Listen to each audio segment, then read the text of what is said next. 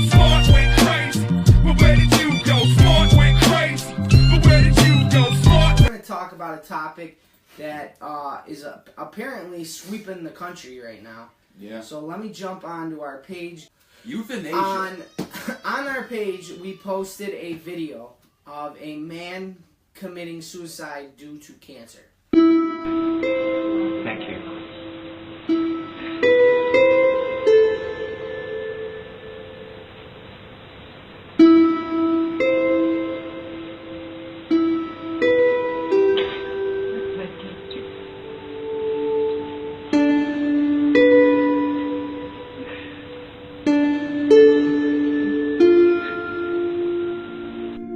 Yes.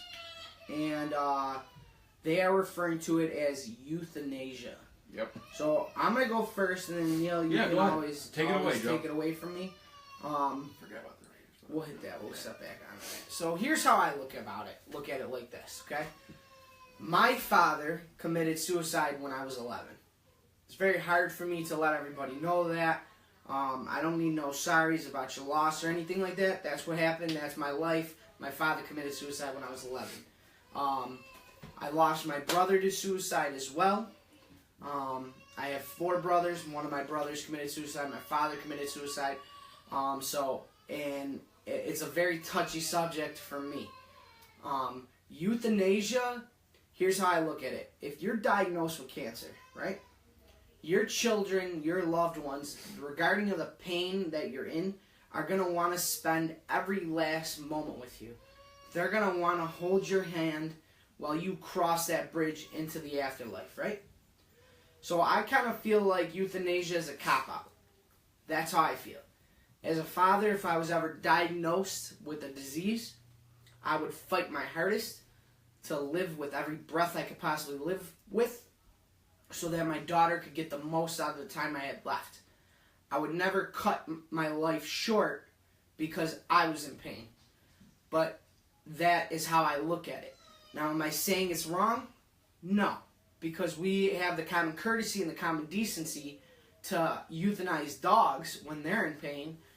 And animals, we should have the common courtesy to do the same thing to human beings. Right? Yeah. So, the way I look at this is it's kind of like a gray area. If you have kids and stuff like that, I can't personally see why you would ever want to kill yourself and not live those last few moments that you have on Earth with them, right? So if a doctor says you have another year left and you're in extreme pain, yes, it's going to be a terrible year, but there's going to be things that they're going to remember about that year that they'll hold on to for the rest of their lives, right? We're going to live on through our kids or our generation. So that's how I feel about euthanasia. Euthanasia is a very tough, touchy subject. I personally think it's a cop-out, but again, I look at life a lot differently. I would never kill myself because the time that I could spend with my daughter is more important than the pain that I would be going through. That's how I feel about it. Yeah, I agree with a couple of things you had to say. I also had to disagree with a few things because I think it's a little bit different regarding certain situations. I think every situation needs to be looked at differently. Again, you're taking the pro-life approach to this. I would take the pro-choice approach to this.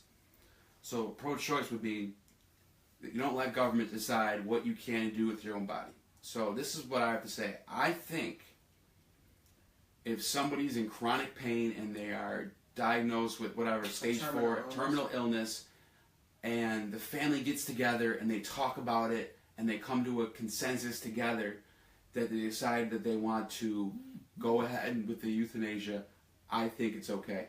I have no problem with it. I think in another sense, well, like in your situation, I think it's different. I think it's kind of a selfish act because you're just doing it sporadically. And, I feel for you. I'm always, how I feel. I'm always sorry to hear about it. Always sorry to talk about it. And I think the two situations are a little different. As far as that goes, yeah, I would say if your family and you and the person who is terminally ill come to the consensus together that this is the best route and they want to see their loved one not be in pain anymore, then I think it's okay. Listen, I agree with you. I'm not saying that nobody can do this. There's people out there that don't have kids, that don't have family, that want to end their pain. Fine. I don't believe that the situations are different. When you're contemplating suicide, you are in severe pain. All right, whether it be mental or physical pain, you are in pain some way or another. Yeah, I got you. But as far as I'm concerned, again, I'll restate the premise here. If you're a parent or you're an adult, I believe that that's a cop-out. Now, I'm not saying that everybody out there who wants to commit suicide based off of their illness or terminal illness can't do that. But watching families get ruined by it, it's different when the family doesn't come to a consensus together. It's different. How can you ask a 4-year-old to make that decision though? But you can't say every situation is the same. Agreed. You can't say that. I mean, that's what you have to leave it as. I agree with Alicia, who commented on our Facebook. You know, she said, I believe that if you are in pain due to cancer or some horrific disease and you talk about it with your family, which is your idea, and it's your decision, I agree with it. But I think you should include a family discussion. Okay. You know what I mean? So, again, I agree with that, but at the same time, euthanasia, in my opinion, is again, and I'm sorry if I'm offending anybody. No, I got you. A cop out. You know what I mean? I mean, I grew up in a family that had a lot of suicides in their lifetime, and it's one of my biggest fears. Yeah, I agree with you. Got personal attachment to it. I would fight every last breath to make sure that my daughter got and my family got every minute possible. Before